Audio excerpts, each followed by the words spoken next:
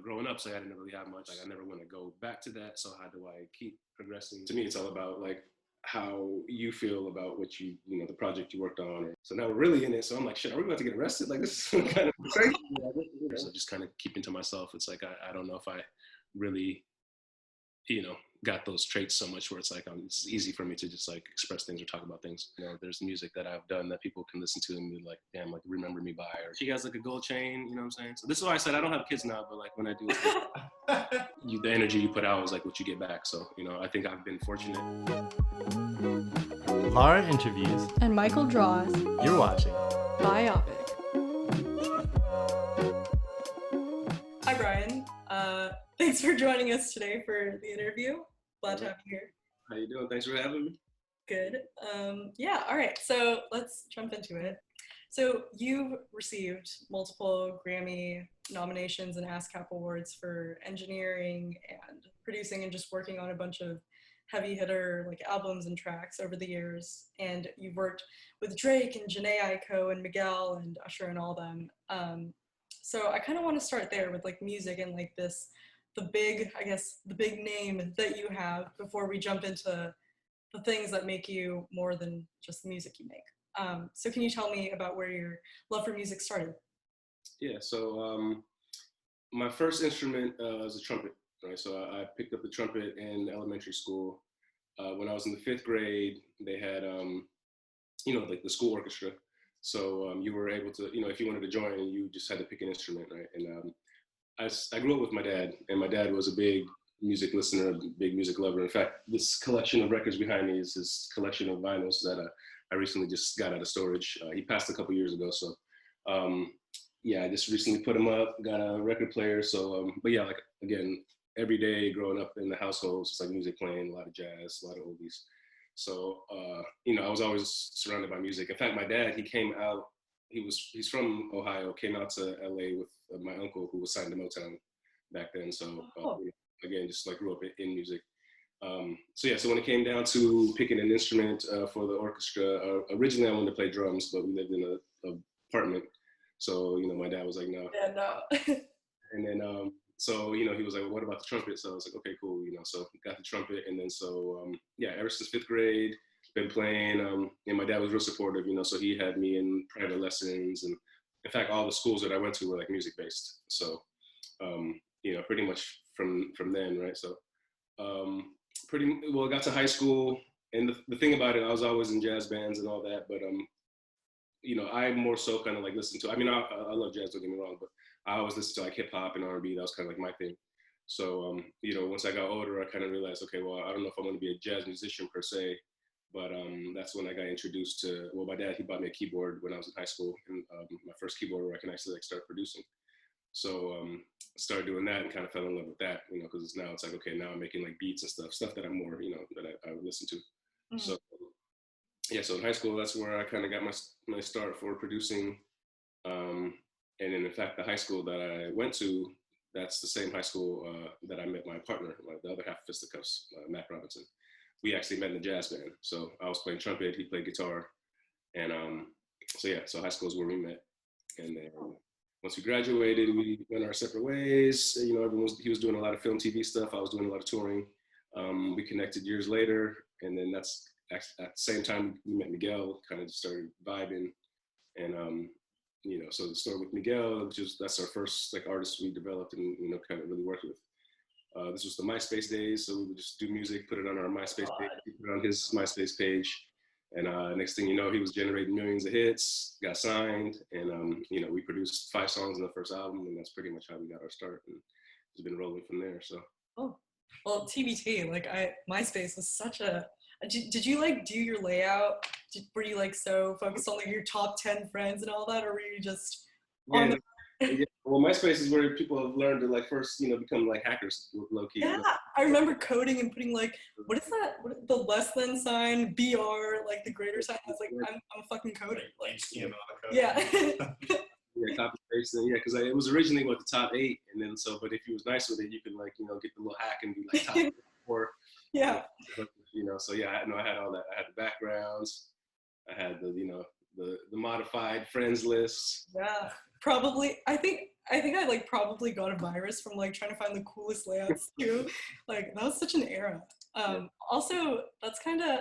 I just want to say like I'm sorry to hear that your dad passed, but it's really awesome that like you have like a legacy of him like behind you, like that you still have pieces of him with you.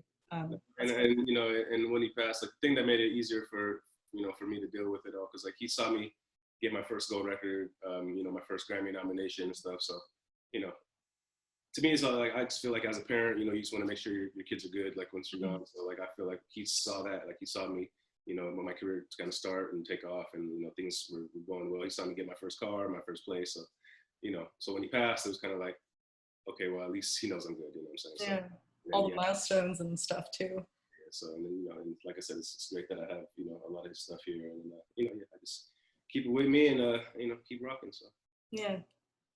Also, that's so funny that he was like no drums, but trumpets they're not like quiet instruments either. Like I mean they're quieter than drums, but and I'm sure my now looking back, I'm sure my neighbors weren't the happiest. But what are you gonna do? Like it's a little kid, I was like 12 years old with a trumpet, like can't be too mad. But yeah, I'm sure I got annoying at times. Yeah.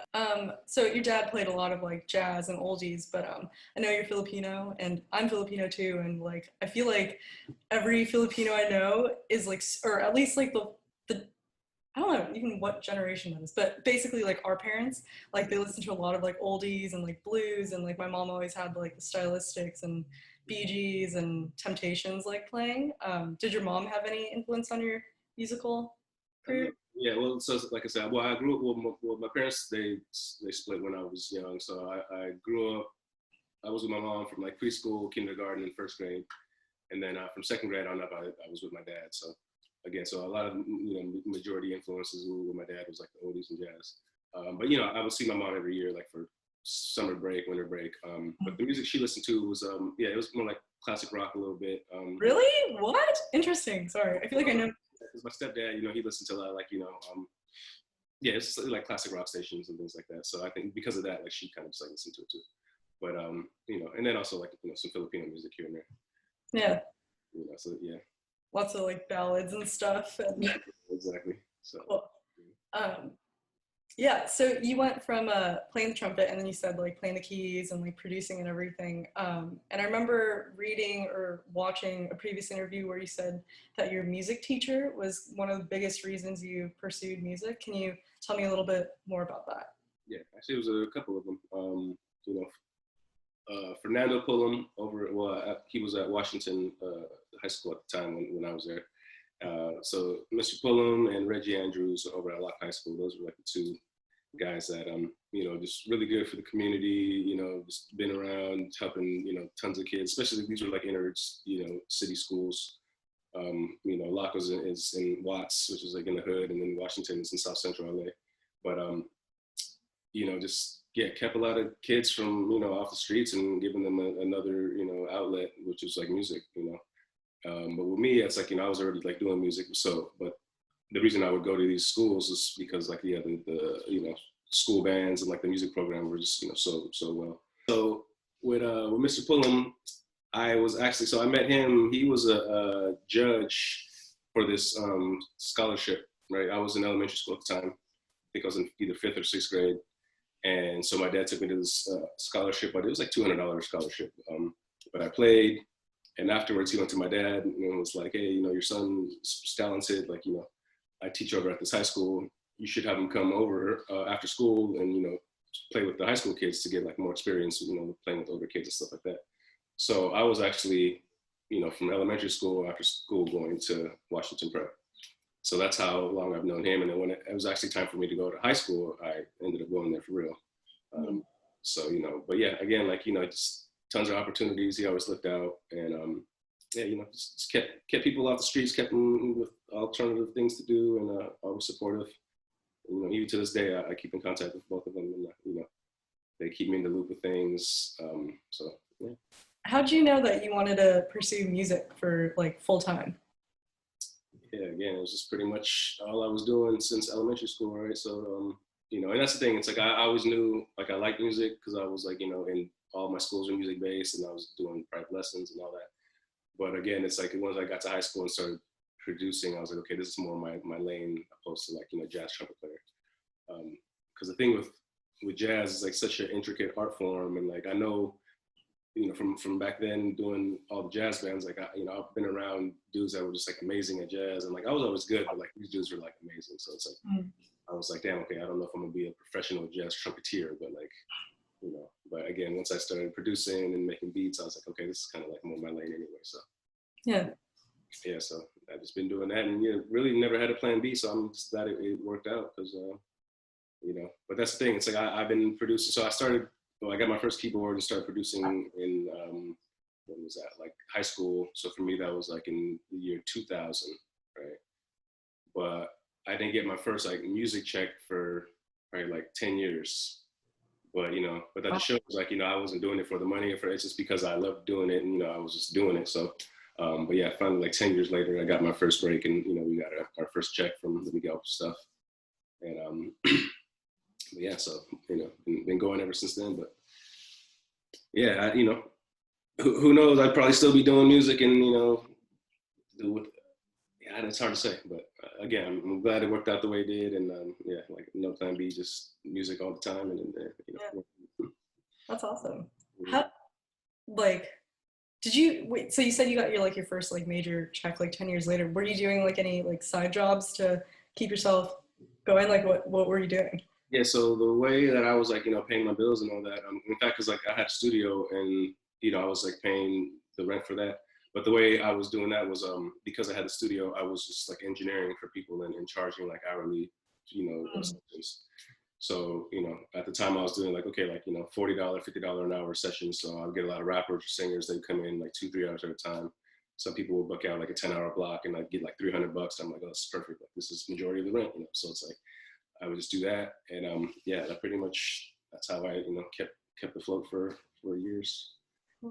So, but then it was also good that I was doing that because it got me real, nice at engineering and just, so now it's like, because I'm doing it every day and now I'm producing, it's like, I'm just like quicker at that. And it's just everything's kind of, it just helps me flow better. Yeah, a little practice and like build up of a foundation. Yeah, so. Yeah, so you've been doing this for, like you said, like 10 plus years, and like you've won and been nominated for like so many different awards. But what's like your internal like meter of success, and like what do you see as like the most internal validation? Well, actually, when you say 10 years, it was 10 years before when I got my first like check, but now it's been shit like what, over 20 now.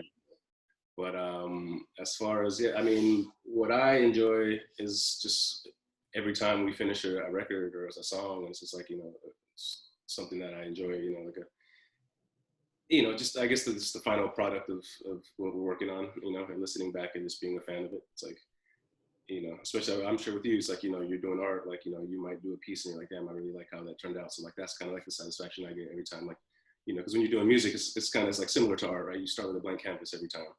So, it can go many ways. You can do a beat that sounds like this or that, and then the song can sound like this. So it's, like, it's so many options, right?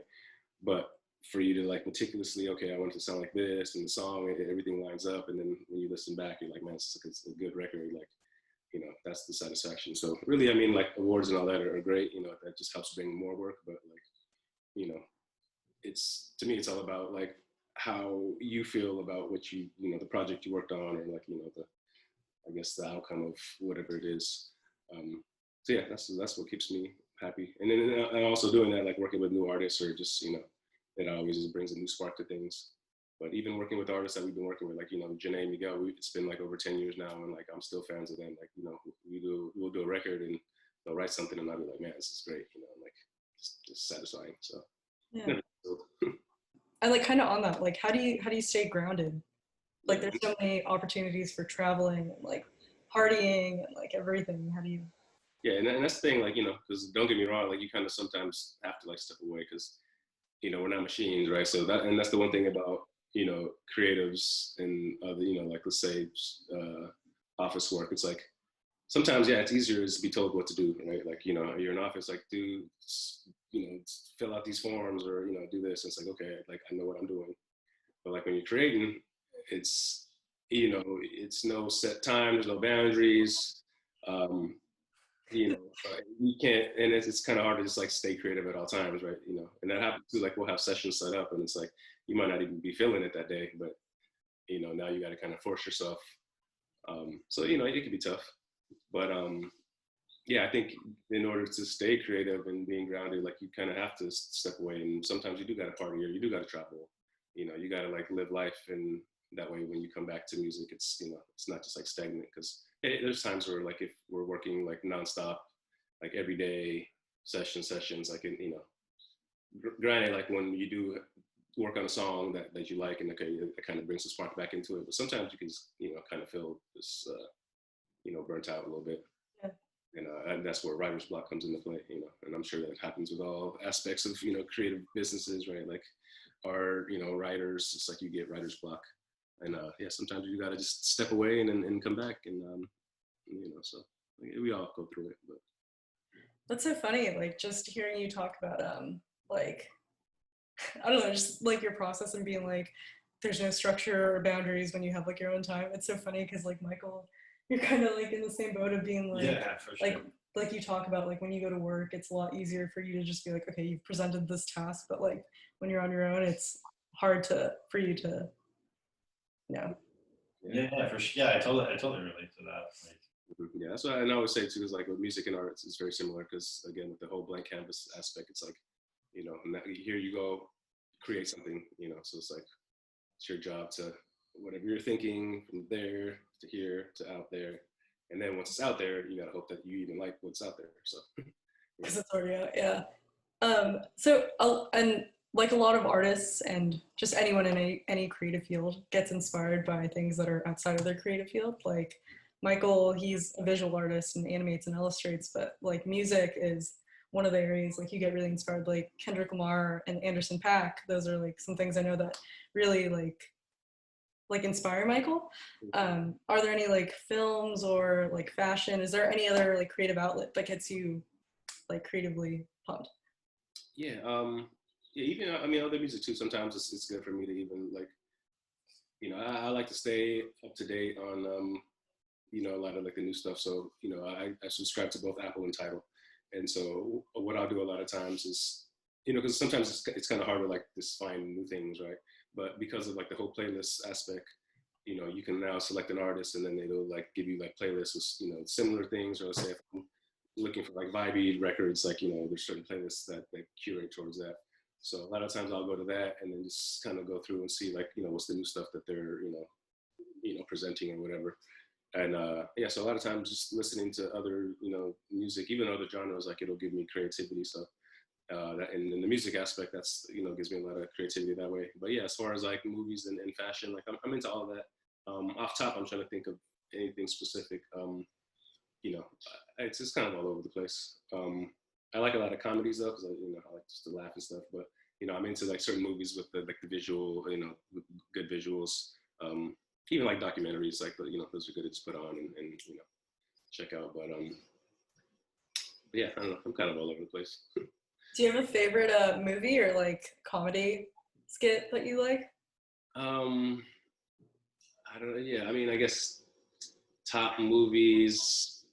Again, like I do suck with movies. Like if you ask me, like, "Oh, have you seen it?" I'm most likely gonna say no. You know, I have my classics, like you know, like of course, you know, like Friday. Yeah. Um, it was on TV the other day, and it's like actually one of the movies that I really enjoy is Leon the Professional, and I like that for some reason. What is it? I love Leon the Professional. That movie's so good. I don't even know what that is. Oh. Yeah, We'll have to watch it. Okay. yeah. It's a straight. It's kind of, you know, it's kind of twisted, but like I don't know. What's the girl's name? Natalie. Natalie Portman. Yeah, it's like one of her first films. I think she's like super young in it, a little bit.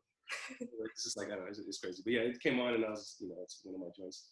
I'm trying to think of. I mean, yeah, I don't know. I'm all over the place. But yeah, again, I just I like to laugh. I like a lot of stand-ups too, you know. So. Do you watch like Dave Chappelle or Joe Coy or Yeah. any? Mm-hmm. Yeah. Cool. Yeah. Have you seen Pixar Soul? Yeah, I just watched that actually during the holiday break. It was good. I enjoyed it. What'd you think? Like I have like so many thoughts about it. What'd you think of it? Yeah, no, it was good. Well, you know, yeah, Pixar, you know, they do their thing. But no, it was good. You know, they had like was a message behind it. I just like the whole aspect of just like the music thing with the jazz, and then obviously it's like you have a main character is like a black dude, so it's good to see people of color just in other roles and things like that. Yeah, And, totally.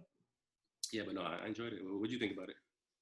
Honestly, I like that's like one of my favorite things, like watching films and like dissecting them. And I had a lot of mixed thoughts, like on that. Like I really liked. I was so glad that there were like minorities in media more. But then I was thinking about the fact that most of the time he spends as like this figure and a cat, and it's really, and like that's like a trend with like Pixar or Disney. Like you see like Princess and the Frog. Tiana is like mostly a frog, so I don't know, like that kind of part bothered me. And then I feel like the middle of it, the writing wasn't super strong. Like there were like a bunch of different messages and takeaways, and maybe that was intentional, but I feel like it wasn't as like solid. But like I really loved, like it was like one of my favorite films just because of like the message you take away, which is like being present and like really like being mindful and being grateful for like the life you have, and not defining your life by like the things you do. So I thought that was awesome, especially for like kids. Like you don't really teach them how to be mindful. Yeah, exactly. Yeah, no, because I think back of just like some of the cartoons we were watching, like there's like a lot of wild, like Ren and Stimpy and things like that. Wow, like little kids are watching this, but it's cool to actually see like cartoons with like with some depth and stuff like that. Yeah, I agree with you too. Like he was like a cat damn near the whole time, and so, or just like whatever, like the solo figure. It's like I like the beginning when they were actual people. Like that, they should have been people a little longer, but yeah. I loved like their character design too, like the way they made him, like all shapes they used, and it was the beautiful. art in that movie was awesome. So speaking of films, like you obviously you do like tracks and like albums, but you worked on, I remember reading that you worked on scoring a film too. Like what was it, and did you enjoy doing that? No, scoring is fun because again, it's just like a different way of creating,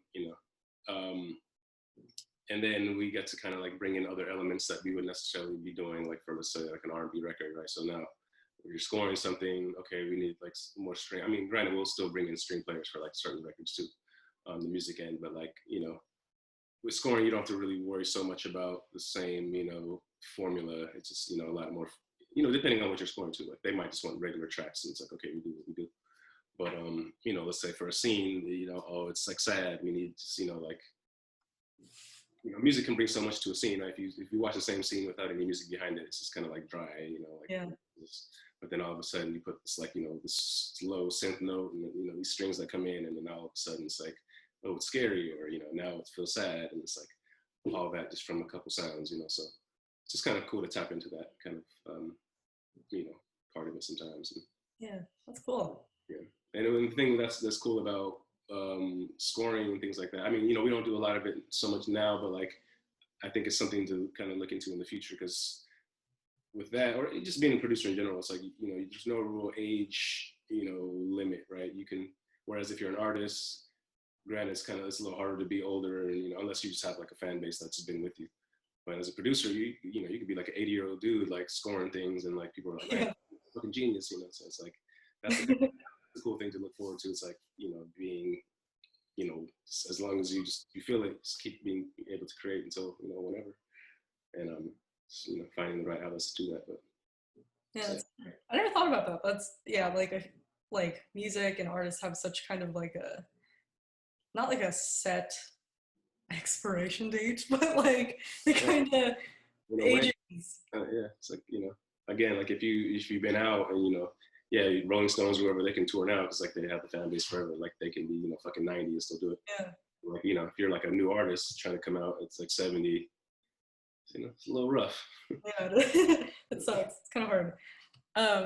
Okay, so we know that you can play the keys and play the trumpet and produce, but like you're Filipino, and there's like the stereotype that all Filipinos can sing. Can you sing? Not at all. I wish I could, because no, I can't. Can you do you like sing in the shower? Do you hum like, or are you just... I'll mess around, but it's not good. You know, Have you ever tried to like? I'm curious of like people that can like make music, like make beats and sing. Cause like, well, for instance, like with Miguel, a lot of people don't know, but like Miguel, he does a lot of his own music, right? Like, for instance, like Adorn, his biggest record, like he 100% like produced it and wrote it and sang it. So, but there's been a lot of times where it's like the part that I'm envious about. Let's say if you make a beat, right? You can listen to it and be like, okay, like it just sounds like whatever. But as soon as you start singing on it, it just kind of ties everything together. And you're like, damn, now this shit sounds good. So like, I always was like, damn, I wish I could sing because I feel like I'd be able to put on or put like some dope like hooks or melodies to like a lot of these records, and I could like present them a lot easier. Because that's the thing. It's easier to present a beat with like a melody or like a hook already on it, right? Like say if you're an artist and you're like, okay, play me some stuff, and I play you a song with like a dope hook already. You're just like, oh, perfect. Like let me just write the verses, and then, the idea's already there, the melody's there. Like you kind of get the idea. Whereas if I just played you an instrumental, it's like it's on you to kind of come up with it. So yeah, I wish I could sing because then I would use it to my advantage more and write some things. But Yeah, it's like the blank canvas you're talking about. Like if you just present it as is, they're like, okay, the work's on me to do this. yeah, if the idea's already there and it sounds good, it's like that's the majority of the work. So no. That's so. I can't think of two. Maybe I'm just like not super well versed or like studied, but like I feel like there aren't too many like all-encompassing artists. Like I know Doja Cat produces, sings, raps. Like I don't know if she can play anything, but like J. Cole, he does his beats and then raps. Yeah, there's a couple people, but yeah, it's not easy. yeah, it's a lot. Both, Yeah. So okay, so I asked you like a little bit about like if you can sing and like the Filipino side and whatever, and I kind of want to talk a little bit more about like your identity and like ask you a little bit more about like the Filipino side of your culture and stuff. But my first question is, how did your parents meet in the first place? It's funny. I didn't really. So, I kind of keep to myself. So, I don't really ask a lot of questions. For the longest, I didn't. And this fucking sounds stupid to say, but for the longest, maybe for like 20 something years, I didn't even know my mom's like birthday. What? No. So but then so and I say all that to say, I found out. So when my dad, he passed from cancer. So, but like his last couple months, when he got the results, they were like, yeah, just basically we can't help you anymore. I bought a trip to Vegas, right? So we just went to Vegas, and just riding around, and it was strange because we were like driving down like the strip, or the end of the strip, and then my dad goes, yeah, me and your mom got married like at one of these chapels over here. And again, like I never knew that. Right? So it's like, wow, that's crazy. So him telling me that, and so we kind of started talking, and I was like, how do you guys even meet? And my dad at the time, he was like a cable guy. So he said that he met her like on a job, like just like doing cable, and I guess like hollered at her, and so yeah, that was that. But yeah, again, I didn't even know that until like this right before he passed. So, but it was, at least I'm glad I asked and I found that out. But, Yeah. Was your dad also like super like to himself? Like didn't? Yeah, well, that's the thing. It's like so we grew up, and although yeah, he was always there for me, but we just kind of like were roommates in a sense. Like like he was in one room, I was in my room, and we'd always go eat and stuff like that. But like yeah, so growing up, I was always just kind of to myself. And it's funny because I think about like what that's done to me. So even it's like communications, like I'm not the best at like communicating, like or communication skills. So even for me to do like an interview, it's like it's kind of cool because I'm able to at least like talk a little bit. But yeah, usually I just I just kind of keep to myself. Interesting. But yeah, that comes from I guess my upbringing, just being in my room and my dad being over there. I guess some people are more outgoing, and it's probably because their upbringing. It's like they're in a household, or they talk with their mom every day and they're like best friends, and it's like they're able to just communicate in that way. So Yeah, I feel. You mentioned earlier that you said pre-K to second grade, I think, that you grew up living with your dad and then seeing your mom like during breaks and stuff. What was it like to like blend those cultures in kind of a separate way, like your mom's side being Filipino and your dad being Black? yeah, well, so I think you reversed that. So from preschool to first grade, I was with my mom. From second grade. Over, yeah. But yeah, I mean, obviously, yes, different cultures. But yeah, with my mom's, Filipino culture, as you know, like they like to like cook a lot, you know what I'm saying? So for all the, again, I go there for all the holidays. So it's like every time like Christmas and New Year's and all that, like it's just like feast, like, you know. Yeah. Whereas with my dad, it was like more like bachelor style, like he didn't cook. So we would just go out to eat every day. Just, you know, he'd just be like, what do you want to eat? And I'd be like, you know, McDonald's or, you know, whatever, this, that, and the other. So, you know, he probably cook like once a month if that, but you know, but that's the thing too. He would just get off work. By the time he got off work, Yeah. you know, it's like, you know, 5 o'clock, I'd have to be at the after school program. So 5 o'clock rolls around, you know, it's easier to just swing by and grab something to eat and then go home, opposed to like, okay, let me go to the grocery store and buy this and we cook, you know. But that was just, you know, that was that. Like now, you know, that I have my own spots, like I enjoy cooking and, you know, I like to you know, to do that. But, you know, it was like, let's roll. What you want?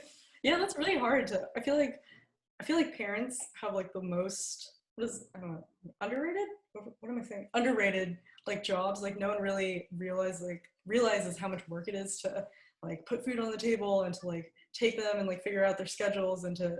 It's like such a full-time job. And I have a dog, so I mean, you know, it's like I know it's nothing compared to a child, because at least with the dog, it's like I can leave and just leave the dog here.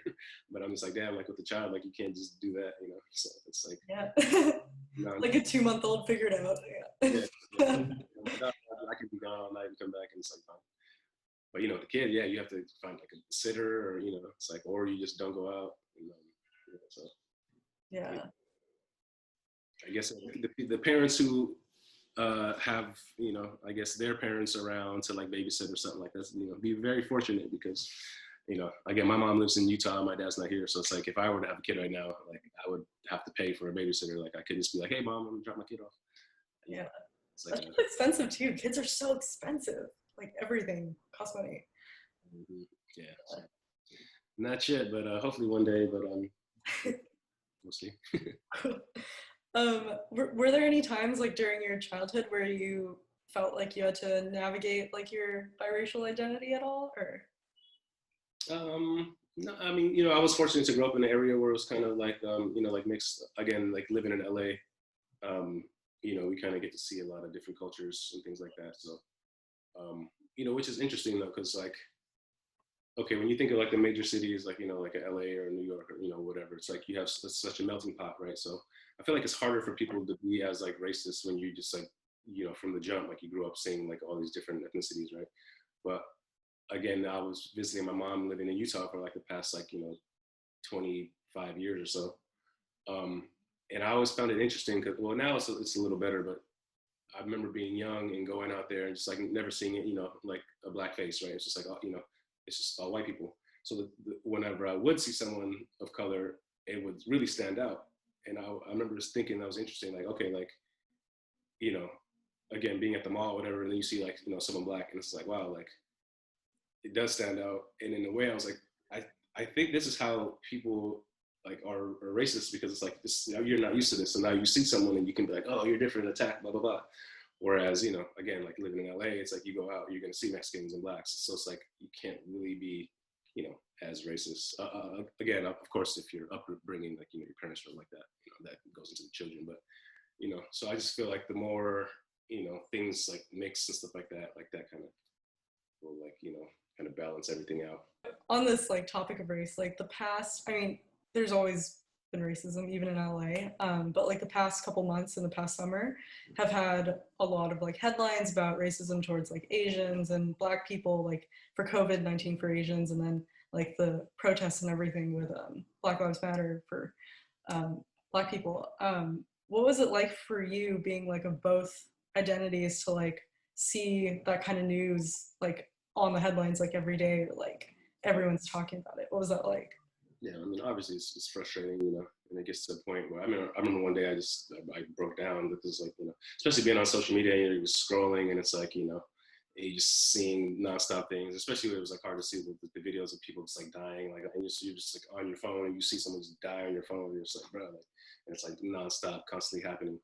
So, you know, it's frustrating, but again, it's like, you know, in a way, I'm kind of glad that it's coming more to like the forefront, and, you know, because a lot for the longest everything was like behind the scenes, like, you know, people were just like they didn't really know racism existed like that. They're like, what do you mean police are just killing people? It doesn't make no sense. But like, Yeah.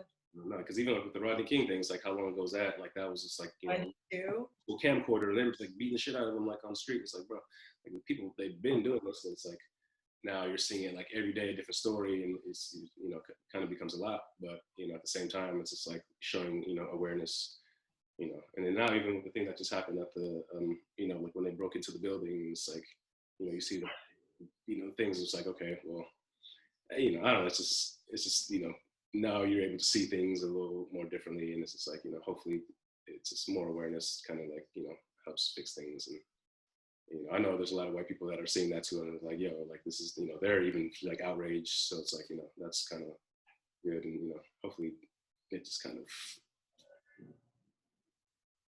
you know, just goes in the right place. But it's getting better. You know, it takes time, but Yeah. I think it's getting better.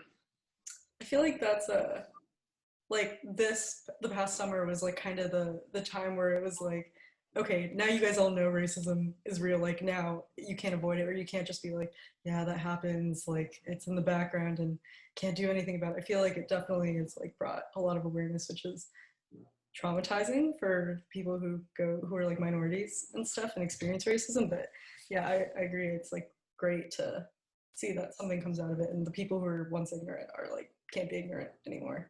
And then, yeah, you know, it's like I say, even because I went with Janae, we went to the first one of the first rallies in Santa Monica. I think it was like the Black Lives Matter one. But then it's just nice to see a lot of like, you know, white people there in support, right? And I remember they had on the front line, there was a curfew. They were like, okay, whatever, like at 4 o'clock, or you know, the police are gonna come and shut all this down. So like and we showed up at like 3:50, right? Like 10 minutes before, like not even knowing. So like everyone's just like there, and they're like, all right, 10 minutes, everyone hold your ground, right? So we're kind of like, damn, what the fuck did we just like walk into, right? And so come to find out, they're like, yeah, in 10 minutes, like the police are gonna come rush us and shut all this down, right? So everyone's like, hold your ground. So now, you know, you know, we're there in support, but now we're like, oh shit, like we're really like in this, like it's about to go down, you know. So you know, now they're counting down like 2 minutes, everyone sit down, 2 minutes, right? You know, don't let them take you. So now we're really in it. So I'm like, shit, are we about to get arrested? Like this is kind of crazy. You know, what the fuck? And so I remember like right like 1 minute before, you know, 4 o'clock or whatever the cutoff was, you know, they were like, all our white allies come to the front, white allies come to the front. And so I was just like, well, it's kind of powerful to see, like, you know, a lot of like the white people went up front to be like, pretty much be like, we're like shields, you know. Yeah. And then 4 o'clock hit and like nothing happened for 10 or whatever. And then at some point someone threw a bottle, and then all hell broke loose. And that's when tear gas, they started shooting rubber bullets. The guy next to me got fucking shot. My God. Chaos broke, yeah, and it was just nuts from there. But That's just so crazy. Like, I think it was a different Santa Monica one too, but like I think the police like purposefully like started like tear gassing people like before even the curfew, like just to create like chaos so that they could say like it was Black Lives Matter agitators and stuff. Like, shit's crazy. yeah, that shit was like World War III once that, yeah. And like I said, who knows where that bottle came from? I mean, granted, it's been someone being stupid and throwing it, but like, you know, it was just intense. It's just like the whole standoff. Like, you know, you see all these, you know, riot police with their shields. There's like a tank behind them, and you know, they're sitting there with guns and shit. And like, you know, not everyone else is kind of on the front line, sitting down, like trying to be peaceful. You know, and like I said, just all hell broke loose, and it was like, you know, really uncalled for. But it's just, you know, it was crazy, man. Did you see like all the National Guard too, like with all like their like guns and stuff just standing like at different posts throughout the city? Yeah. Or you talking about during, when that was going on? Yeah, I remember, yeah, driving down Melrose, because they had hit Melrose, right? Like the whole, when the rock started, which is funny too, because like you think about back when the riots happened before, right?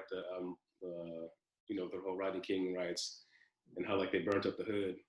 But it's funny how this time around, it's like they learned to not burn their shit up. Yeah. Yeah. They burn their shit up, but then they realize, damn, like, you know, That's our community. yeah, like, shit up.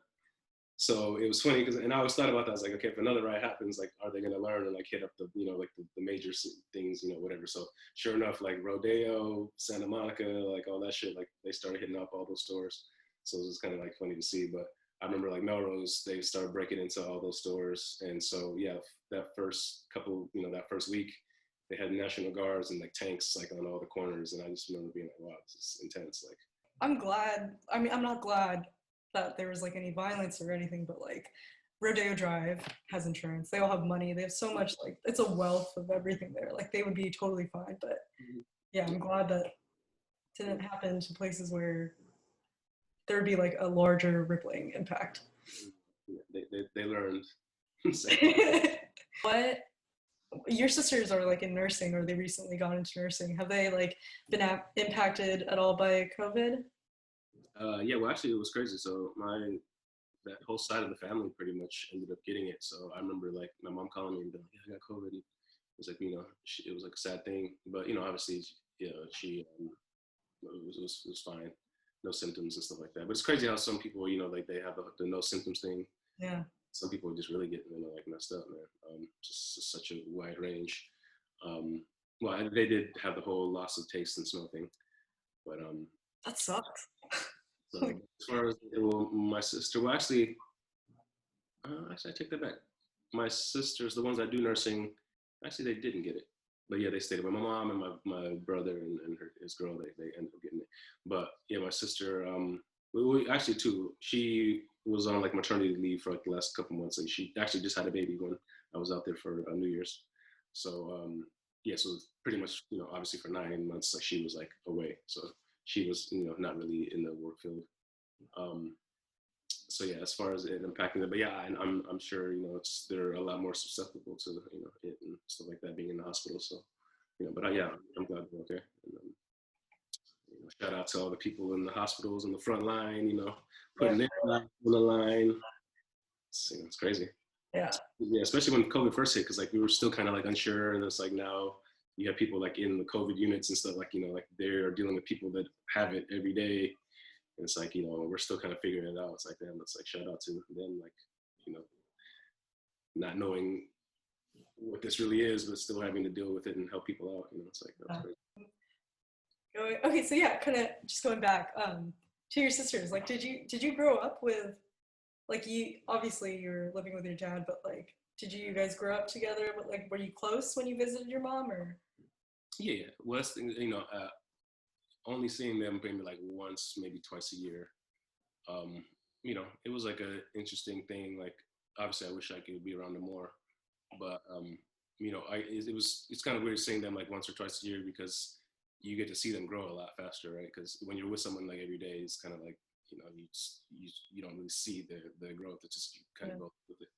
But then I remember like, okay, I would visit them at one point, and then I would see him again at the end of the next year. It's like, damn, now you get a mustache now. Like, oh shit, like you're fucking tall now. Like, oh, you're driving. It's like every it just kind of like was more of an impact to seeing them like once a year, So, but I would just get as close as you can get with seeing someone that much. But yeah, that's my family. Love them to death. So yeah, we're as close as we can be. Yeah. And obviously, too, the older we get, like we all become adults. You get a little closer. Like with my sister now, she has like her own house and stuff. So when I visit, like I'll spend the night over there sometimes and hang with them, and, things like that. Cool. What were you like as a child anyway? Like you said, you kind of like kept to yourself, but like, who were you as a child and as a teenager? Well, my teachers will tell you I was a terror. What? Terror. I don't know. Like I was always a quiet. I don't know. It's I have two extremes. Like I could be quiet, but then if I'm with my friends, like in class or whatever, like I was always like the class clown, like just doing like talking. Like all my grades were my dad would always get calls from school, like, oh, your son, like he's always running his mouth.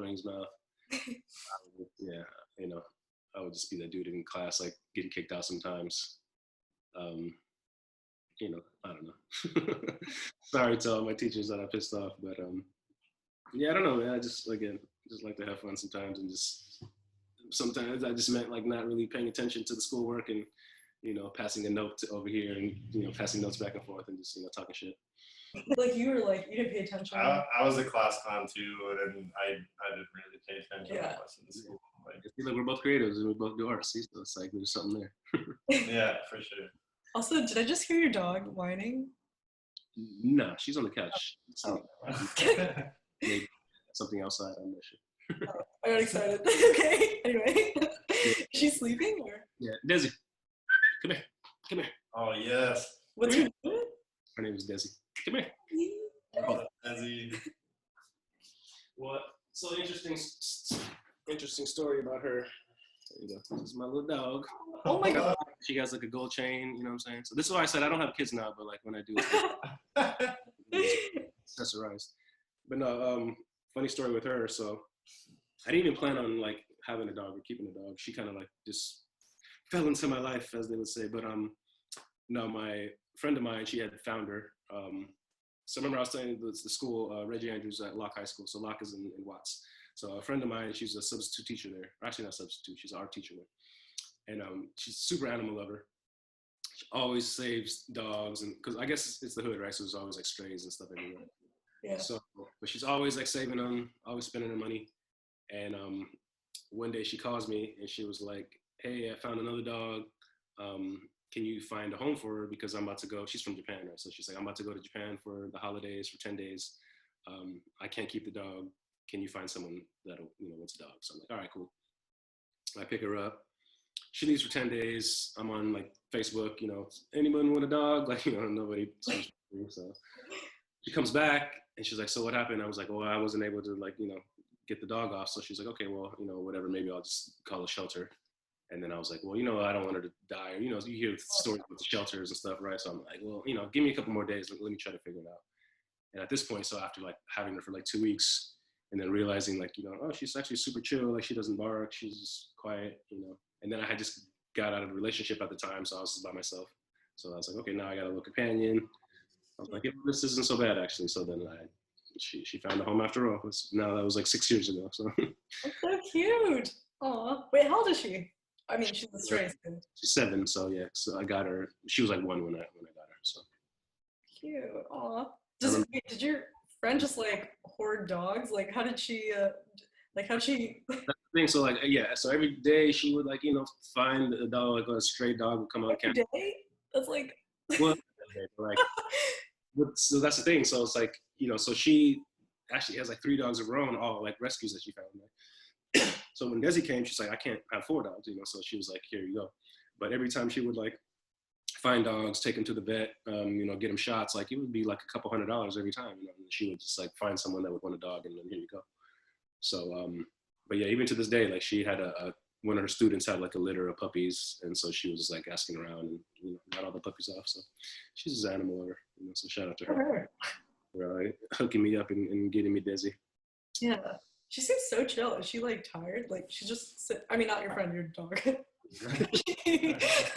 Like this, like maybe that's what I'm saying. Like this is why it was easy for me to keep her, because I was just like, you're chill. Like, you don't bug anybody, you don't bark. She just like sits around.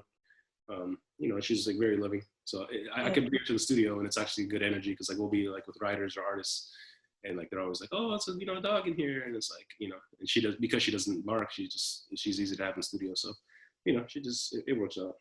She keeps me company. Yeah. Also, I'm just noticing right now, but that's so funny. I feel like dogs, there's just like hamsters going on in their head. Like she's just staring at nothing and she's just like chill. Like I can't even imagine how boring it would be sometimes to just be like staring at nothing all the time. But they seem cool with it. Yeah, people laugh at me, but like when I leave the TV on, because I feel like, okay, at least there's something for you to like stare at. Because, and granted, I don't know if she watches it, but like I'm just thinking like, okay, if you were in a prison cell, what's better? Be there with looking at a wall, or have something moving, So that's I leave the dog channel on for her. It used to be Animal Planet until I found out about the dog channel. Are you familiar with this? Yeah. Sorry, that's just sounding so funny. I don't know. Wait, I'm not. What's the dog channel? It's basically like it's actually pretty weird, but it's like a channel that they make that they think dogs will like. So it's like soothing music, or they'll have dogs like barking, or there'll be people like acting like they're petting the screen and shit. Weird. What the fuck? That's interesting. So if you like watch it like faded, it's very wild. You don't have to be faded, but it makes it even more wilder to see a guy acting like he's petting you. Does your dog like react to it, or is she just like? No, she doesn't react too much. But again, I feel like it's better than nothing, so I just leave it on. Have you ever played like? Sorry, I feel like we're just going down this, but I don't care. Have you ever played like dog sounds or like howling in front of her? Like, does she just not care? Or? Yeah, she doesn't really care. Even when I take her to the dog park, like she just like sticks by me. She's chill. Yeah, she'll venture out, but then she'll just come back to me and just be like, yeah, I don't like these people. So yeah, I guess she's kind of like me. Like she just keeps to herself. Like she'll just, So that's why. Oh, you guys are soulmates. All right, so back to the interview. So you talked about like buying a house, and you talked about like cooking now a little bit more. Can you just tell me about like some of your interests now, like outside of music? Yeah, so outside of music, well, I've been like the real estate thing has kind of been something that I've been getting into. Because well, for one, it's like okay, with music, it's not like a steady check, right? Like we get paid whenever stuff comes out. So you can have a good year and have a project come out and do well, and boom. But you can have a slow year where it's like okay, nothing really happened. But because of that, it's like such a drastic, like nothing's steady, right? So my whole thing was like okay, with these good years with music and like with this money that I do have, it's like how do I make this last, right?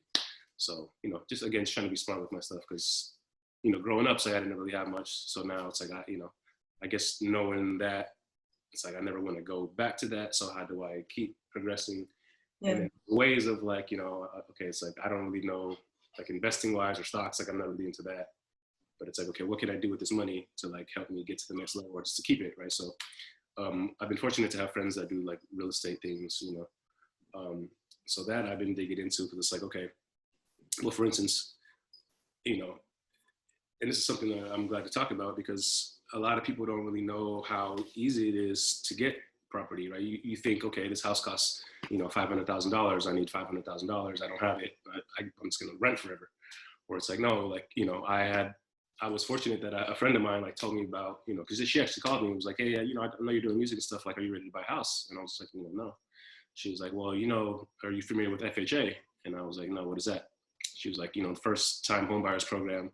Basically, you just need whatever the price of a home is. You just need 3.5% of that, right? So, for instance, like if you a regular home loan for the most part is like 10%. So, say if you have a house that costs $500,000, you need to put at least $50,000 down. That's still a lot of money, right? 50,000, still a lot of people don't have. But now with FHA, you only have to put down 3.5%, right? So for instance, when she told me that, so she gave me some numbers and broke it down. So she was like, if you want to just do like an investment property and you want to buy, let's say like a triplex where you're making money every month, from tenants. So the first building I picked up, it was like 480 something, a little under 500,000. I only had to put down like 13 grand, right? So I put down 13 grand, but now I'm making the money from the tenants every month, right? So I'm making like, let's say $1,000 every month, but I put down 13. So I made my money back in like a little over a year. And then now after that, it's all just, positive income. So damn, like I was able to, so like, some people they want to save up, like, oh, I want to invest, I have 10 grand or something, like, what do I do? It's like, I was able to purchase a triplex, home in Los Angeles with tenants and make a positive income, off of the, 12, like 13 grand. So once I found that out, I was like, okay, wow, like, that kind of like changed everything. It's like, I don't need $1 million like I thought I did, I just need, a little bit. So that was my first purchase, getting the triplex. And then from there, so now I'm doing a lot of like, flips and things like that. And also in different states, I have a friend in Arizona that does like real estate. And the thing I like about Arizona is, the price, like out here, the average home is like, 800,000, it's crazy, It's kind of hard out here. But in Arizona, like the first home that I bought out there was $100,000. And again, boom, you do, 5% down, whatever. Same thing. I had to put down like 10 grand and got that home and rented that out. So, you were able to get a lot more for your dollar out there. You don't need as much money, and you still make the same, monthlies for the most part. It's just putting less down. So yeah, so I say all that to say, like, real estate has been something that I've been getting into because it's been helping me, bring steady money out of my unsteady, inconsistent, income or whatever. So yeah, so my whole goal too is like with my properties is to basically have the money that I come in from, tenants and stuff like that. I want that to pay for my house that, like my dream homes, quote unquote. And so I'm working on it. I probably just need like maybe one more property, and so yeah, basically all that money will take care of my home. So now because I do music, right? So now it takes the stress off of like, oh shit, like what am I gonna do? Like, how am I gonna afford my my mortgage? It's like I was able to line everything up. So now I know no matter what happens, if I don't have any placements for the next 10 years, I know my house is at least is paid for. It's covered because of all this. So boom. So that takes a lot of stress off. So that's kind of like where my mind has been at, just trying to line all my stuff up and just make my money work for me. You know what I mean? Yeah, that's so interesting. I feel like, oh my God, like I've maybe it's just because it's like the millennial thing to do. Like you want to buy a house but you can't. So like it's always been on my mind, and like my mom's always been like, you should buy a house. It's like the one thing that like you'll always like increase in value. Like it won't like betray you or whatever. Like there's no whatever. But like I feel like it's just, but it's super interesting for me to hear that. Like I didn't know that like you reacted to like the 3.5% thing. I thought you had to. Yeah. And that's crazy, man, because like, this is stuff they don't teach you in school. Like they teach you everything else about fucking, like physics and the Pythagorean's theory and all this. It's like, bro, like I'm not a chemist, it's like, okay.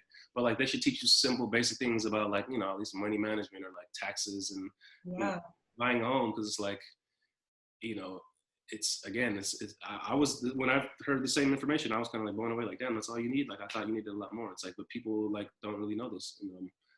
It's like once you do find out what it really takes, then it's easier to work towards those goals. Like, okay, boom, all I need is like 10 grand. It's like, okay, cool, let me save up. And, yeah. So you talked about real estate, and then can you tell me more about like your like interest in cooking? Like what are like some of your favorite like food spots, or like what are the things that you enjoy like making?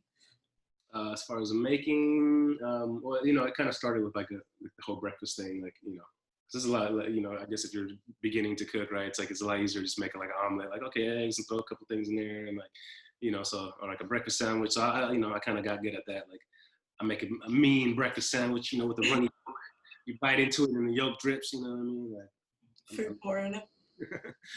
So yeah, so it kind of started with like breakfast, like, that's like the kind of like easy thing to start with and cook.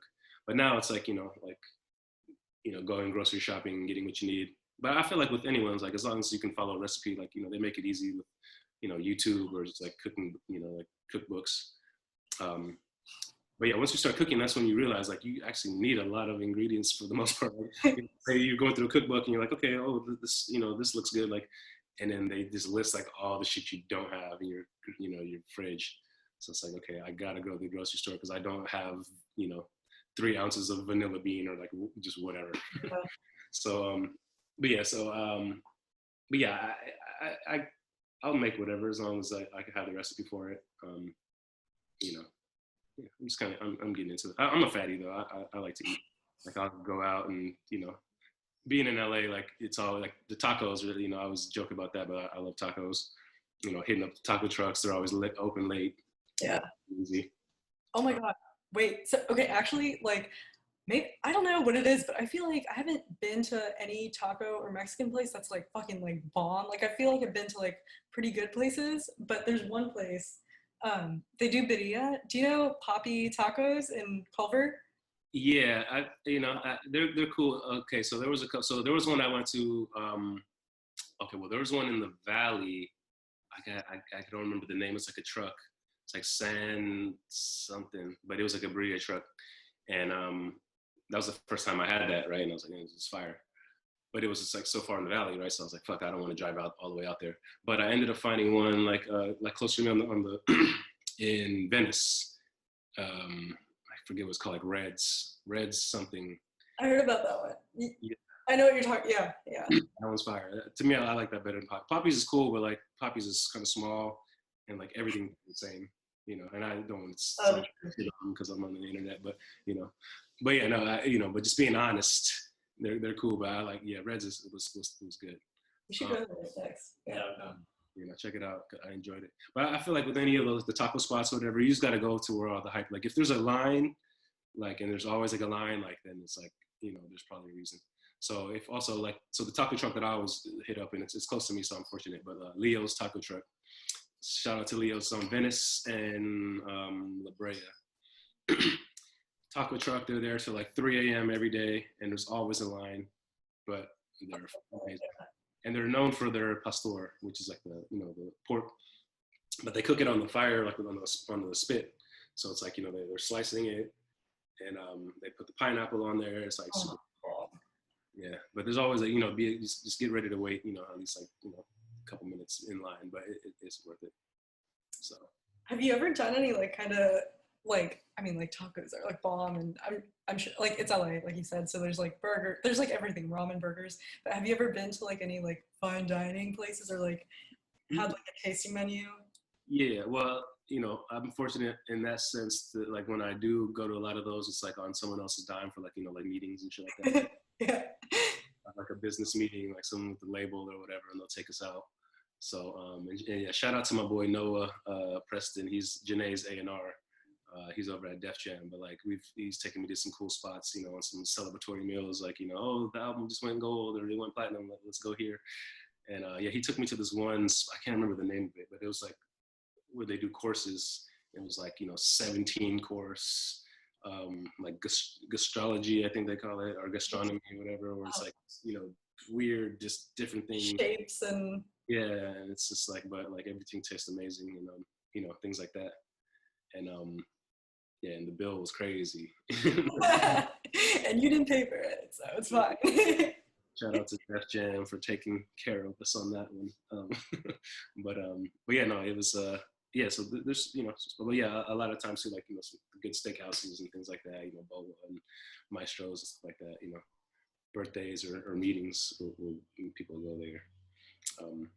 Yeah, but I'm a big fan too of like Korean barbecue. I like all you can eat kind of things where it's like you pay a set price and then you just like you go in, right? So do you like do the hacks to like don't eat any rice, don't eat the side dishes, like pile up, like, or is that just why are you laughing at me? I think it's just, I don't know. You're like trying to get the most out of your money, Yeah, sure. Don't fill up on the rice. You have that at home, I have friends that are like that. They'll just like eat the meat, but I don't know. I feel like I need the complete like meal, so I have no problem eating rice and a ton of meat too, so it's fine. Yeah. But yeah, but what I like doing though, actually, and it's kind of something I found. So there was this truck. I don't know if they're still around, but it's called the Koji truck. Oh, you like that place? Yeah. It's like Korean barbecue with like Mexican fusion, kind of like they would have Korean barbecue tacos and things like that, right? So whenever I go to Korean barbecue, there's an item that they don't like bring out, but like you can ask for, like they give you like rice papers. Oh, that's my thing too. So yeah, rice papers, and then so because I had the Korean barbecue tacos, it's like I learned to kind of do that there. So I'll ask for rice paper, and then so what I'll do is with the rice paper I'll stack all different like condiments and things. So each taco is like different. Like I'll put like bean sprout or whatever. With the meat, maybe this one's beef, maybe this one's pork, but then I'll make them all into like little tacos. And so that's how I get down at the Korean barbecue spots. I'll just make a gang of little tacos. You're just like a chef of like burritos. Like you make breakfast burritos, you make like K-barbecue burritos. Also, we're just talking a lot about meat, but I know that Janae's vegan. Has she put you onto like any like good vegan food, or are you just like, no, I'm going to eat meat all the time? I'm open to it, and then she goes through her phases. Like she'll she's not always vegan, but she'll go through like a certain phase. And it's interesting because the only times like I would really just like have the vegan foods is like with her. Like we'll be in a session, like at the studio, and so she'll order some food at the studio, and obviously if she's vegan at the time, it's like, okay, these are like vegan meals. But again, me being the fat ass I am, like I'm not like I'm not judging, right? So I mean, as long as it tastes good, It's interesting though, because there's certain dishes where it's like they can hide it real well. Like I've learned that with say like with Asian food specifically, like I get certain Thai dishes or whatever, like or even I've had some good like say like lasagna or whatever. It's like, oh, that's not real meat, but it it just tastes like regular food. So yeah, some stuff that can like mask it real well. But yeah, again, if it tastes good, I'll eat it. I'm not tripping. Whether the burger was meat or boca or whatever they be using. Would you ever consider going vegan, or are you just? It'd be hard, man. I don't know if I can do it, only because if I go eat let's say if I'm vegan, right, and then I go eat with some friends, being a meat eater all my life, and then I go with some friends and like we go somewhere and they order, some dishes that I'm like, oh, that's that looks amazing, and then I can't eat it. I'll feel kind of sad. I'm not gonna lie.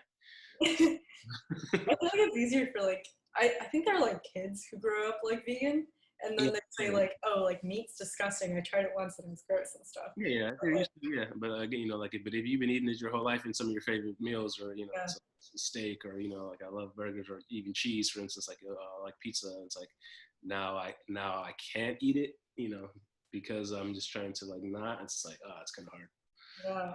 Like there's like a lot of good. Like I've been trying to eat a little bit vegan more, and there's like so many good substitutes. Like instead of chicken adobo, I'll make like eggplant adobo. It's not like the same texture, but I mean, hey, power to you if if people want to give it up and go for a different lifestyle. And because it's funny, my cousin Thundercat, he was over here last night, and he's been vegan for the last like year or so, and he's lost like 100 pounds. He looks great. 100, damn, that's a Oh, lot. really? Yeah, no, he was. You can look at pictures of him too. Like, yeah, he was, pretty big, and now he's, wearing tight shirts and shit like that. It's crazy. But yeah, no, he's been vegan, and he lost like about 100 pounds, and so yeah, it works for some people. Like, if you can do it, hey, like I said, more power to you. Yeah, good for him. I don't know how he like just like it's so hard to. I mean, like I've been trying for like 2 years. It's so hard to commit to. Mhm.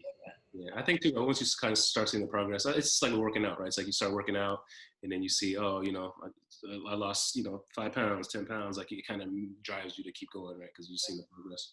So I think even with that, it's like and I guess a lot of vegans say that, or when they turn vegan too, they talk about the energy and how much better they feel, right? So it's like, I guess once you feel the upsides of it, kind of like helps you keep going. So I know it's like super good for your heart too. Like obviously not eating like a bunch of red meat and like cholesterol. So that makes sense. I just think with everything, it's like, everything in moderation. Because even with vegans, like if you just go vegan, all of a sudden you still have to take like supplements and certain things because you're not getting from like meat, right? You're not eating meat anymore. So now you got to take certain vitamins and stuff like that. So, I just feel like with all things, like everything in moderation. Like, yeah, if you're going to eat like steak every day, it's like, yeah, you're probably going to get fucked up a lot faster. But, with steak here and there, you eat vegetables and, you kind of keep it healthy and, don't eat a lot of processed foods. Like, I think you'll be all right. Yeah. So a lot of like the interests that you talked about, like with like music and like real estate and like food, like a lot cooking, like a lot of these things are pretty like laid back and things you can do on your own. And you mentioned that like you're pretty introverted. Does it take you like a long time to get close to people? And like, if so, like what are the things that make you feel close to people? Like what gets you to open up? Yeah, I mean, that's the thing. It's like I have a lot of friends that I've had for like 20 years plus and stuff like that. So, yeah, I think once I bond with someone and we have that connection there, it's like I have a lot of lifelong friends. Especially growing up in LA, it's like Yeah. I don't have like a bunch. I mean, I have a bunch of people like acquaintances. Like I could throw a party and have 100 friends here, but like as far as like the ones I can really like count on and stuff, yes, it's probably like a handful. The ones I talk to like all the time. But yeah, I guess I don't know. I feel like I have a good judge in character and just good people, like the ones like I said that I keep around. Like I could introduce you to them and you'd be like, oh, this is a funny group of like good people. Everyone's real solid. Like no shiesty people or just people doing like wild shit. So yeah, I know. It's more like I guess a character thing. Just yeah, more people's morals and stuff like that, and just I guess just personalities, I guess. But yeah, I don't know. I just my group of my solid core group of dudes are real solid and dependable. So I guess that all comes with you know time as well, seeing like who can stay around. But yeah. Yeah. Have you experienced any kind of like not betrayals, but like betrayals and like friendships or like trust like being broken? Or is there like a reason why like I mean obviously like you're not gonna be best friends with like 100 people, but is there a reason why you like keep your circle small? Yeah, I don't know. It's as far as like betrayal. I mean, yeah, the couple times where it's like betrayal is always like I guess which is weird. It's like a monetary thing, right? It's like you know, say for instance, and it sucks to like even do that because that's the thing. It's like if you're my homie and like you need something, like okay, I got you. But then like and it's not always about like oh pay me back or whatever. It's like there's been instances where it's like people kind of like they abuse that and like kind of it becomes like for the wrong reasons and stuff like that. You know what I mean? It's like, I don't know. It's just kind of hard to explain, but like, yeah, the only times I really cut people off is just cut on some like just some weird like money shit, like. But other than that, like, yeah, I mean, I haven't really had issues. Like, I'm pretty solid with people, and that was my dog. Is someone there or something? The mail. That's the only time she does bark is when people come to the door. So come on, security. Come on, security. It's such a small bark. Yeah, but I don't know. Like I said, this is weird. Like again, like the homies I've had, like that I've known them for like 10 or 20 years. So it's like we have like rapport there, and it's one of those things where I don't know. It's just more of a feeling. Like you kind of like you can kind of tell like when you click with somebody just off of like just like the reactions you have or interactions. I'm like, yeah. Again, it's kind of hard to explain, but you once you know. I'm sure you have friends that you've had for a while, and it's just like you don't know what it is about it, but like just click and you can just go have a good time. Yeah.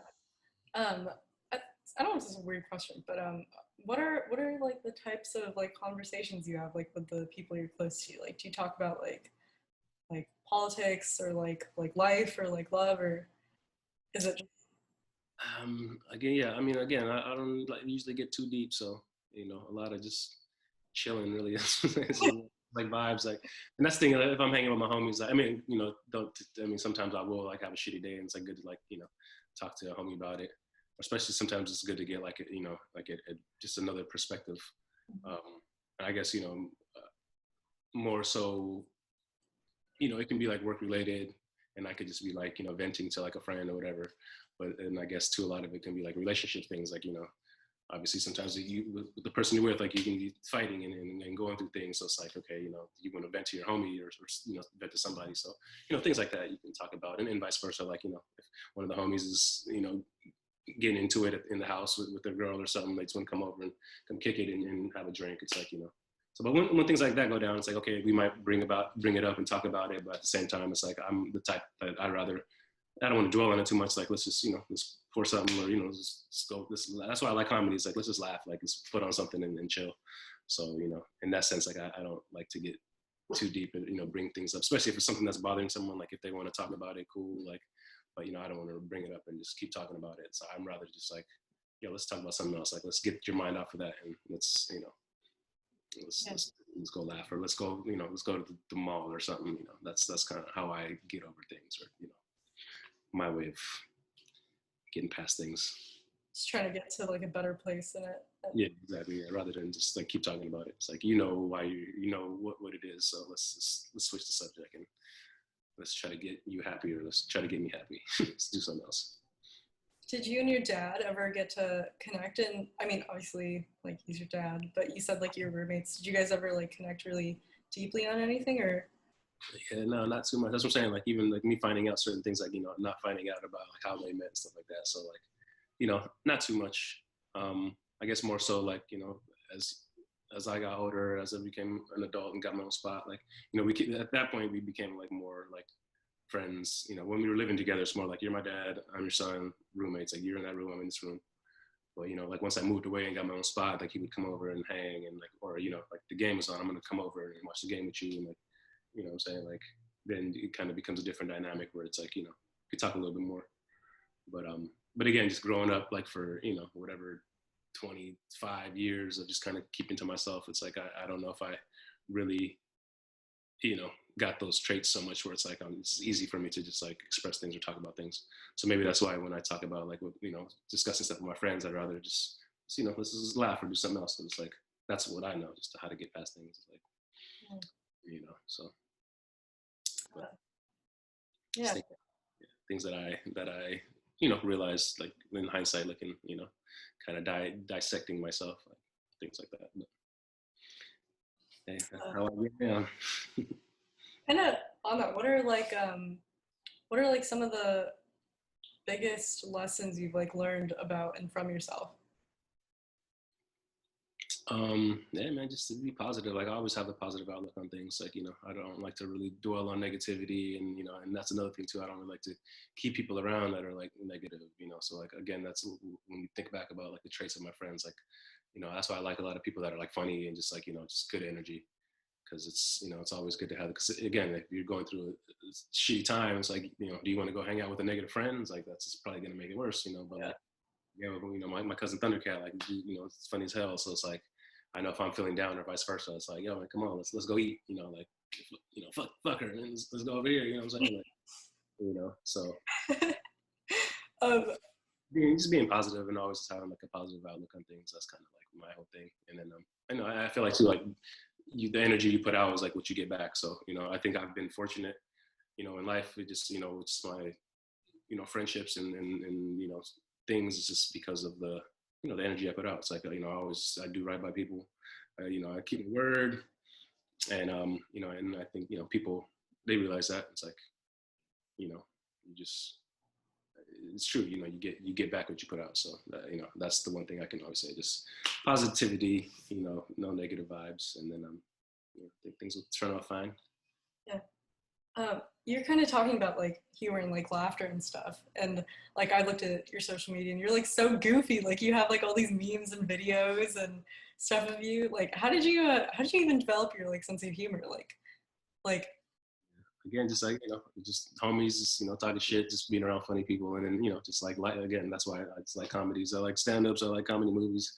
Just laughing. I think laughing is one of the best things. Laughing and eating. It's like those are my two joys. So I feel like if we can all laugh and all eat good, like the world will be a better place. So I agree, yeah. so, I don't know, but yes, and again, it goes back to me talking about being like the class clown. Like I was always just like stupid and just like talking shit. So um, yeah, I don't know. That's just me. Yeah. Um, and one thing that I remember right now is like one of the you have like posts of you with like Rihanna and like Beyonce and everything. Yeah, She is so funny. I was gonna ask, like that just made me think. I mean, it's not connected, but it made me think about it. Like, what's your love life actually like? Like not with Rihanna and Beyonce. they have moved on, so shout out to them. But I don't know. It's it's just some funny shit. Like they're obviously what my love life is like. Yeah, I mean shit. I was always like in relationships for a long time. Like all my exes, like the longest one I was in a 5-year relationship. Then the one after that was like 2 years, and so yeah, I don't know. I like being in relationships, but then when I'm not and I'm single, then I enjoy that as well. So it just kind of depends on what it is at the time. But I'm also picky because again, it's like if I'm gonna be with someone, I don't want to, and especially the older I get, it's like I don't want to be with someone waste 2 years of or 3 years or whatever of time, and just to be like, oh, this isn't it. So now I'm looking back, here I am, like I'm about to be 40. It's like, oh, and now I'm single again, dating. It's like I don't want to just, keep doing that. So it's like the older I get, obviously the more picky I'm gonna be. Um, but yeah, no. So I mean, but yeah, I'm dating someone right now, so we'll see how it goes. But, yeah, I was single for a minute, probably about like a year or so, and you know, it's one of those things where yeah, it's just I don't know, things got to line up, and just finding the right person that you feel like you can grow with, and um, that makes you a better person. I don't know, it's a lot that goes into it, but I kind of try to make sure they check all the check boxes, or at least the majority of them. You can't have it all, right? So, but um, you know, yeah, just vibes. As long as the vibes are right, and it helps. If they can cook, it helps. Because again, my thing is laughing and eating. So I mean, obviously we're gonna be able to eat, but if we don't have to go out all the time, and you can make some good home cooked meals, like you're winning in my eye. How'd you meet the girl you're dating right now? Or I'm assuming it's a girl. I don't know your Yeah, sexuality. you said how did I meet? Yeah, it's funny. She sent me a happy birthday message, and that's kind of how it all started. Wait, does she know? Like, was she a stranger or like a friend or? We didn't know each other. each How'd other. you know it was your birthday? Because Instagram, like I posted something or whatever, Oh. like my birthday, and like maybe I was at a party or something. It was like, oh, my birthday. So they were like, oh, happy birthday. And, The digital age. Yeah. Michael and I met on Tinder.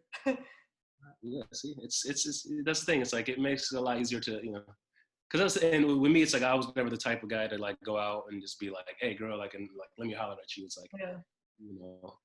that was just like never. I have friends that can do that all day, and like it's like, oh, it's a numbers game. I'm gonna holler at all these girls, but like with me, it's like I'm not the type of dude that just wants to get rejected and do whatever. It's like, so yeah, just I don't know. It's just different now with like you said, the digital age. It's like you can kind of see people and kind of get an idea for like who they are, and then obviously it's like you can just converse and then see how things go. It's a lot, it just brings a whole different element of things to it. But I've never been on any like dating sites, but it's just like with IG or just whatever, just people can message you and it's just a different way to meet people. You're able to meet people beyond just like whoever's at the store or at the bar or at the club. It's like it's interesting. But, Yeah. What does it mean for you to feel loved and to love someone? yeah, it's great, right? We all, we don't want to grow old and be lonely, right? So it's like, and then I also too, I want a family. I want kids and stuff. It's funny because all the nice things that I buy now or whatever, I'm always like thinking like I'm not gonna like I don't think of it as oh I'm gonna resell this like watch or this Louis bag. It's like I always think oh I'm gonna pass this down to like my kids. So it's like so I have all these items to pass down, but like no kids yet. But but when I do have them, like yeah, it's like I always keep that in the back of my mind. But also too like my upbringing, like I was so close with my dad. I just feel like I had like a good role model. So it's like I definitely want to be there and just the way he, brought me up and taught me everything. It's like, I just feel like that's just instilled in me. So, it'll be cool. What's the time? That's so endearing that you think about like your kids and like what you would pass on to them. And I just get like a really like I know you're introverted and stuff, but I feel like I get this really like deep empathetic vibe from you, like the fact that you were even thinking about like how your dad would like you were glad that he got to see you like settled and like okay on your own. Like I don't know, you just seem like an empathetic dude, and that's nice to see. um, yeah. And okay, well, on that, that's actually my last question. What do you want like your legacy to be, and what's important for you to accomplish, or for you, who do you want to be before you go? I mean, really, it's like, I'm kind of damn near doing that now. It's like, with music and for instance, well, that's the cool thing about like art and stuff that we create. It's like, because that stuff lives on like after we're gone, right? So it's like even if I were to die today, it's like, there's music that I've done that people can listen to and be like, damn, like remember me by, or, whatever. It's like, so and so in that sense it's kind of like that's already been fulfilled, right? So obviously the more music I put out, like the better, but it's like in that sense like that's already taken care of. So as far as the other legacy stuff, it's like yeah, like like I said, I would like a family and just be able to keep that going. And that's another reason too with like having properties. It's like making sure that they're straight, because when you think about it too, it's like a lot of us okay, well, for instance, like with some friends, like their parents, if they were fortunate to have bought a house back then, when she was cheap, it's like, damn, you look back and be like, damn, this house was like, they paid $50,000 for it, and now it's cost like, $2 million. But it's like, there's some people that are fortunate that their parents had bought property, right? So now it's like when they pass, it's like, okay, now they at least know that they have something, right? They can either move into it or something, but it's like something in the family. Um, and I feel like that's like something like generational wealth that it's like, a lot of us don't have that, but it's something that we can achieve. And I don't know, it's something that we should strive for, just to kind of like, just make it easier on our, kids and for them. So it's like, even starting now, it's like, buying a house, it's like, okay, cool.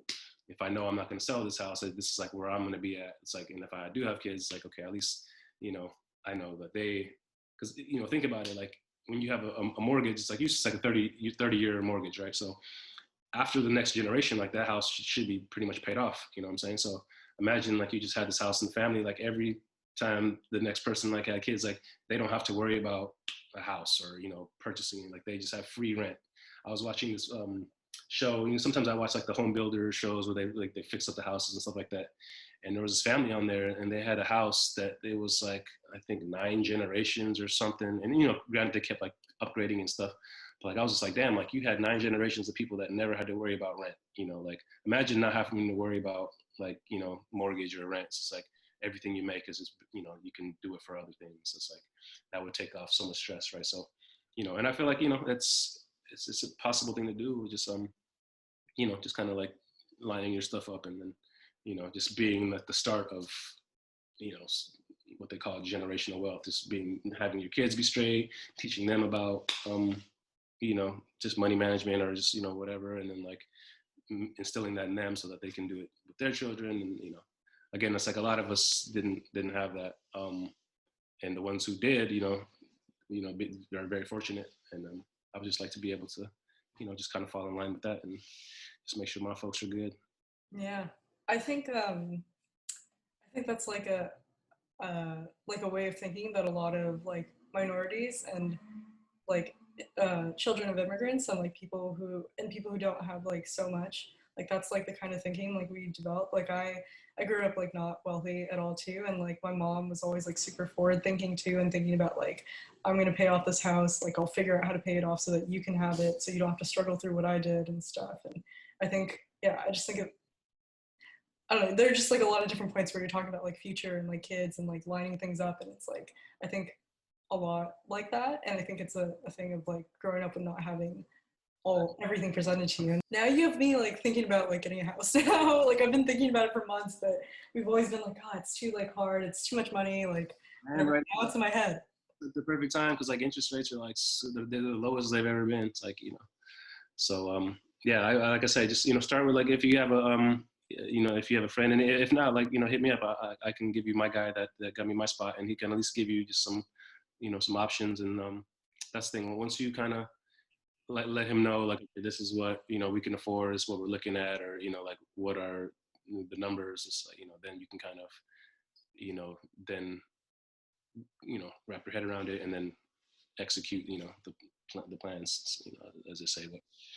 But yeah, let me know. I mean, I can definitely help out. Great. That's really kind. Thank you. Yeah, you're like gonna pivot away from music and just fucking sell houses and buy property. No, ain't nothing wrong with it. Also, this is so sorry. My brain's just like going, but like you're talking about like your legacy with like people being able to listen to your music, like when you pass and stuff. And I was just thinking like that sounds like really heartfelt. And then I was thinking about like all the like lyrics where Miguel's like talking about like clapping cheeks and stuff. And I'm like, okay, that's your legacy. Some songs better than others, you know. Like they're gonna be, instead of being like, yeah, like I remember Brian, it'll be like, yeah, I fucked to Brian's songs. Like, I gotta stop. I'm sorry. Some baby maker joints out there, you know. So some children makes our music. I'm not. Yeah. Contributed to the next the youth. Actually, this is my last question. Earlier, you were talking about you like just briefly mentioned that you had like an idea for a dream house. You said like what does that look like? And yeah, yeah. Well, I mean, when I say dream house, it goes well. Again, I live in LA, right? So like the average 3-bedroom home is like $1 million out here. So it's like, you know, so when I say dream house, like I'm not trying to go too crazy, but just something that, you know, like something that has a little space. I can put a little, you know, studio in and has a backyard, and, you know, it doesn't have to be necessarily nothing too crazy. But I just say dream home in the sense that like, okay, this is mine. It's, you know, it's big enough. It's nice. Obviously, you know, something nice that's aesthetically pleasing. I love like views. So, you know, I would love to have like a house on like a hill. It's like that's my thing. Like, so yeah, I guess if I can have a house on a hill with a view, with some space, a nice yard. It's funny now, even from where I was in my apartment to like having this spot, like it's the couple of small things that were like life-changing to me, because I even said it too, it's like when I move, it'll be nice to just have like a dishwasher and a in-unit washer dryer. And so now I got that, and it's like, you know, life-changing. So it's like the little things, you know, so I don't ask for much, like as long as I have, you know, like I said, washer and dryer in unit, nice little stainless steel fridge, You know, little garage so I can park my cars in, and give me a view and a patio, and I'm happy. So Those things make such a difference. Like I remember our last apartment, like we had to go down for the laundry, but having it in here is like, oh my god, I feel like bougie now, or like having like a little yard. It's I don't know. Yeah, I feel like it makes a big difference. my last spot I had to use like it was like a shared thing, and we had to use quarters. So like every time I washed, it's like $8 in quarters. Yeah. So annoying. So now, well, actually it's funny because literally yesterday I my washer and dryer came in, and so yeah, I'm definitely excited. Yeah, I don't think I have any other questions, but We kind of went around the gauntlet, right? We got deep and talked about all sorts of things. So yeah, guys. And so how does this work? So when do I see this portrait and everything? I can show it to you right now if you want. Yeah. The screen brightness is a little low just because of the battery and stuff, but hopefully it comes through on the webcam right here. Is it right here? The glare is a little bit gnarly. All right. You can kind of see it right there. Yeah. That's good. That's tight. Yeah. I can send you like an image of this as soon as we're done with the call, and we'll put it out on the internet once once we're done editing and everything. But I can send it to you whenever. Okay, yeah, no, that's good. Thanks. I was wondering, I was like, how's he gonna draw the curls and shit? But you guys, again, thanks for having me, and appreciate you guys, and yeah, let me know if feel free to reach out to me if you need help with any things we talked about, Yeah, that'd be dope. Thanks. That's really generous. Thank you, and I appreciate you doing this interview, and it was really fun. So thank you. You guys. Have a good one, Brian. Yeah.